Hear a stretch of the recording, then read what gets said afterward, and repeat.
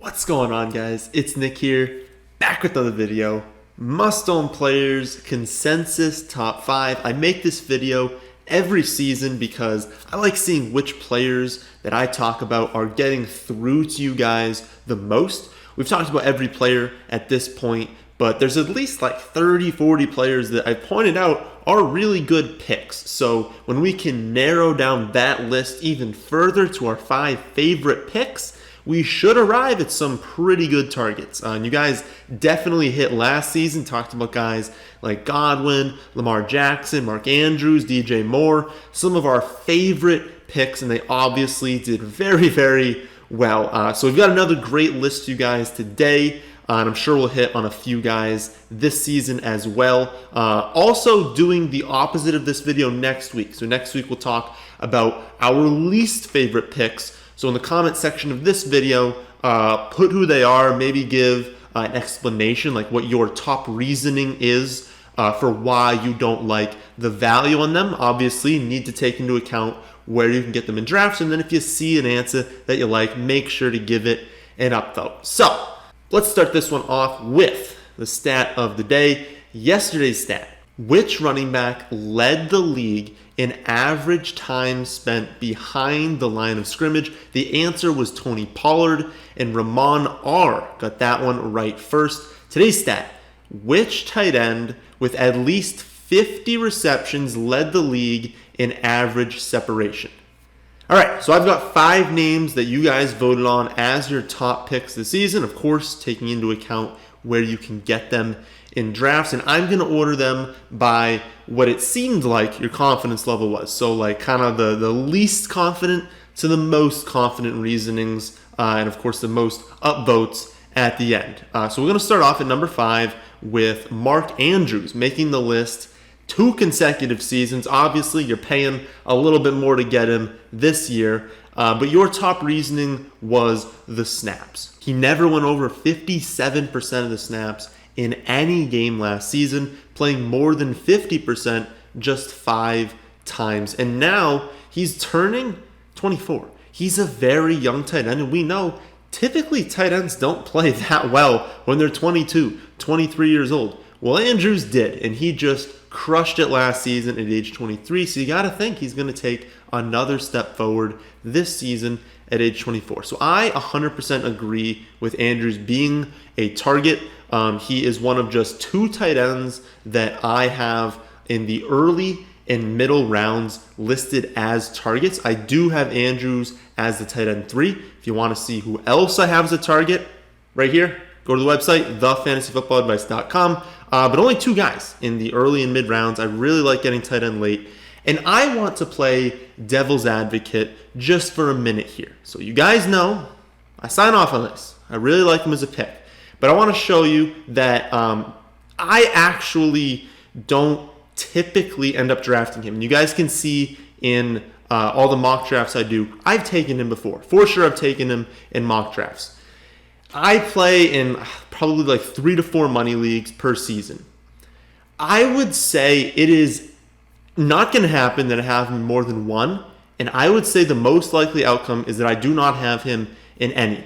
And my reasoning is basically the depth at the position. So you only need to start 1 tight end. And given that I feel pretty confident about like 20 tight ends this season, it's really tough spending a 4th round pick on one of them, no matter how good they are. And also, this year's a little different, obviously. You know, players are going to get sick. Andrews does have type 1 diabetes. I just want to point out he is in the higher risk category. And I also want to bring up that you're probably drafting Andrews because of the positional advantage. Right, if he was a wide receiver, he wouldn't be going this early, but he's a tight end. And when you have an elite tight end, that puts you ahead of your opponent.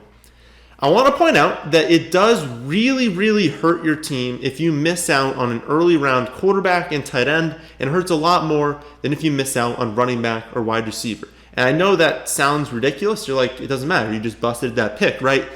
Trust me, it hurts your team more when you miss at those 2 positions. Like I said, if you took Andrews early, you want that positional advantage at tight end. So if he busts, then you can't just slide in your next tight end into that spot and get roughly similar production. You don't have another one. You can do that for running back and wide receiver. If you bust at running back in the 4th round, you probably took one in like the 5th or the 6th round, so you just slide them in, and they're probably not that much different. But if you bust at the Andrews pick, then you're going to have to go to waivers.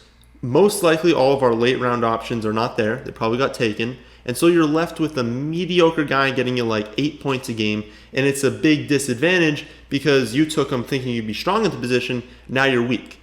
But if you bust at running back in the 4th round, you're not necessarily weak at running back because you have other options you can pull in. So I hope that kind of makes sense. I just wanted to point out, if you miss at tight end early, it's a significant disadvantage to your team.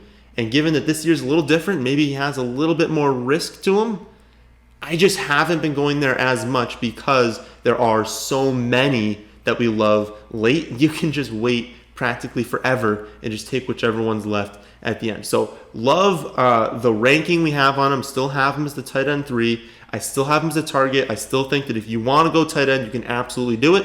But I like that he was 5th on the list and not 1st, because I do think everyone else you guys listed are better options.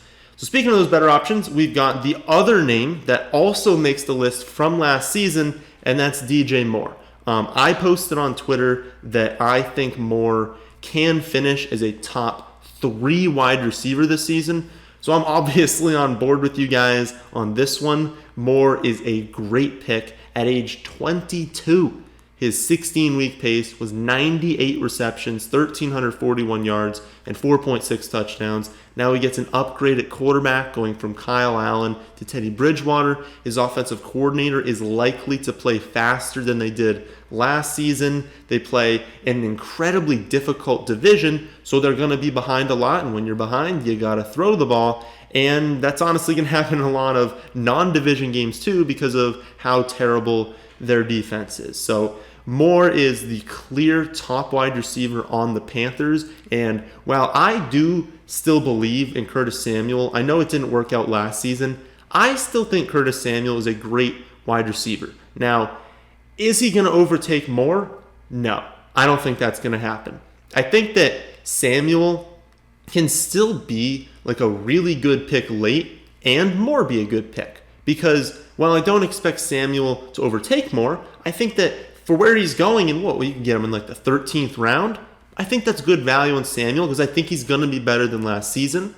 But I don't think that that is a negative to Moore. So I want to point that out. I can be high on both players for where they're going and that not be a negative to DJ Moore. I still think DJ Moore is the clear alpha on this team, and he could easily go over 100 receptions, and that's pretty good for where he's going in drafts. So I love that you guys picked him as well. But at 3 is a player that will always have my unconditional love no matter what he does to us, and that's Miles Sanders. You guys have him at 3, and the only possible thing that can ruin this is if they sign Freeman or if they trade for someone that we're not thinking of. And actually, side note on that, I had a nightmare like a week ago that the Eagles traded for Royce Freeman. It wasn't even signing Devonta Freeman.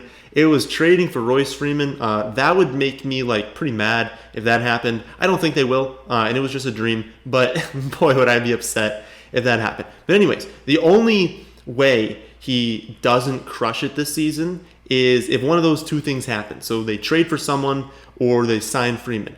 Other than that, he's going to be awesome. We knew he was a special talent coming out of college, and we knew he had the skill set to be a 3-down back. So seeing him in the featured role down the stretch last season was awesome. You know, he was the featured back from weeks 11 through 16 before, of course, suffering the ankle injury in week 17. During those 6 weeks, as the featured back, he was the running back 7 in points per game. Obviously, I wish we had a bigger sample to go off, and I understand people who don't want to take him because we don't have a massive sample of him being the featured back. But looking at his rookie season as a whole, he still finished 18th in points per game in weeks 1 through 16 before getting injured, and that's while playing mostly backup for the first 9 weeks as a rookie, well, getting unlucky with touchdowns. He only rushed for 3 touchdowns, but had an expected 5.7, making him the 5th unluckiest running back in the league in terms of touchdowns. So given that we know he's going to be the starter this season, he's got a year under his belt, and he's got that incredible reception ceiling, I personally see no reason you shouldn't be targeting him in all formats. I understand it for the people, like I said. If he doesn't have a big sample of production, there are so many other great options. Why not go to them? I get it. If that's your feeling, don't force Miles Sanders onto your teams. Always draft players you feel 100% confident in. I just feel 100% confident in Miles Sanders, so I will be drafting him, and I only have one team so far. And guess what I took in the second round? Miles Sanders. At number 2, you guys picked Robert Woods. And you know what? I love this one as well. Woods is one of the guys that just always seems to outperform his ADP every single season. And it's probably going to happen again, especially with the Rams likely switching to a lot more 12 personnel, which is 1 running back, 2 tight ends. And it is actually incredible how good Woods was down the stretch last season, and not that many people talk about it. I mean, from week 10 on, he was 6th in points per game, averaging over 11 targets per game. That's a lot of targets. Like 11 targets per game is incredible. And I think in people's mind, maybe like the emergence of Higbee, people are like, oh, well, that's going to impact Robert Woods. But remember, Higbee went off in weeks 13 through 17. And Woods was still the wide receiver 5 during that stretch with 11.8 targets per game. So get that out of your head. If that was even a question at all, that, extra targets are going to go to Higbee, so Woods can't be good, forget about that, because that's absolutely not true. And a lot of people don't realize Goff trailed only Matt Ryan in completions last season. He had a ton. They threw the ball a lot. And given that they lost Todd Gurley, I have a hard time believing those numbers are going to tank. They could absolutely dip. Like, if you told me he finished 5th in completions, I'd be like, okay, yeah, that's fine. But if you told me he finished 25th, I'd be like, did he break his leg? Like, what happened?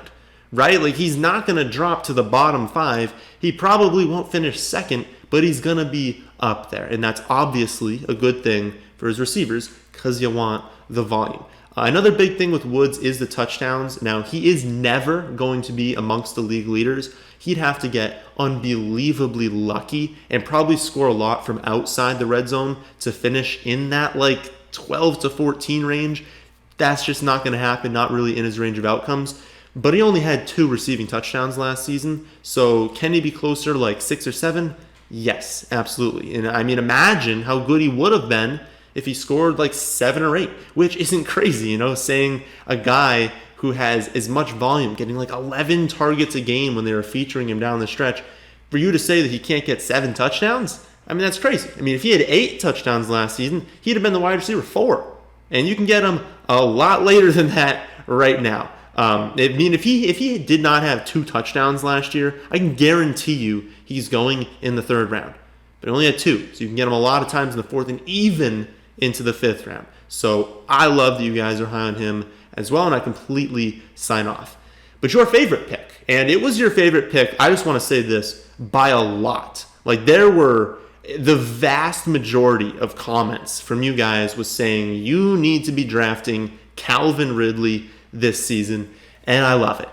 He, along with Woods, were featured in this season's early round strategy video where I talked about why you should target certain types of players early in drafts. And those 2 were people I highlighted in that like 4th and 5th round range, with Calvin Ridley pretty much always going in the 4th round. But I wanted to include Woods in case, you missed out on Ridley. But he is just such a good pick this season because just everything about him you like. I mean, he's got the great talent, obviously. He was taken 26th overall in 2018. He's already one of the best route runners in the league, has incredible success rates versus man, versus press coverage. We know that the offensive situation as a whole is fantastic. Matt Ryan has at least 600 pass attempts in 6 of his last 8 seasons. The Falcons ranked second and first in completions per game over the last 2 years.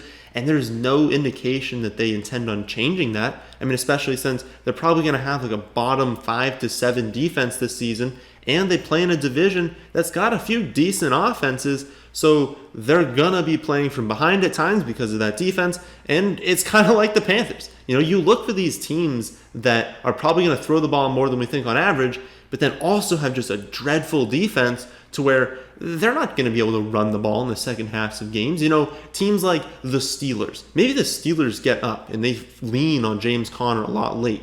When are they going to be able to lean on Todd Gurley? Like, they can't just run the clock out. Teams are just going to score on them. So they're going to be in a ton of shootouts, and that's always a good thing in fantasy for the offensive players in that team. But then you also got to think about these vacated targets. I mean, I bring it up a lot, but it's so important. 258 vacated targets from last season. The first by a mile. I believe they're the only team over 200. So when you look at their offense and you're saying, okay, we have 258 extra targets, and all we're really giving it to is Julio, Ridley, Hurst, and Gurley, right? I mean, other than that, they don't really have that much talent. So I know other guys are going to get sprinklings, and I know Hurst is going to get a good chunk of those, and Gurley would get some as well. But there's still a ton left over for Julio and Ridley. These guys are going to be peppered with targets. And given also Julio, I mean, don't forget that. That's not a negative. Like, having Julio on the other side, who will always be getting the top cornerback, is awesome. Because he's always facing inferior quarterback play. And we know Matt Ryan isn't just going to force feed into terrible coverage. Like, Matt Ryan is a good quarterback. So when he sees that Julio is being double covered, he's just going to go to Ridley because he knows Ridley's fantastic as well. And it does have that upside to where, what if Julio went down? And we have seen when Julio goes down, Ridley does see a bump in target. So he's got that sort of upside. But then the floor, even with Julio healthy, is incredible because he's just going to get so many targets regardless. And he's just so good. I can easily see him breaking out this season, and he should not be going as late as he is. So those are your 5 favorite picks this season and my thoughts on them. Remember to put your least favorite picks in the comment section below and give me your top reasoning as to why you don't like them. But that, my friends, is the end of this video. Hope you all did enjoy. If you did, how about hitting that like button, and how about subscribing to the channel if you're new? But thanks for watching.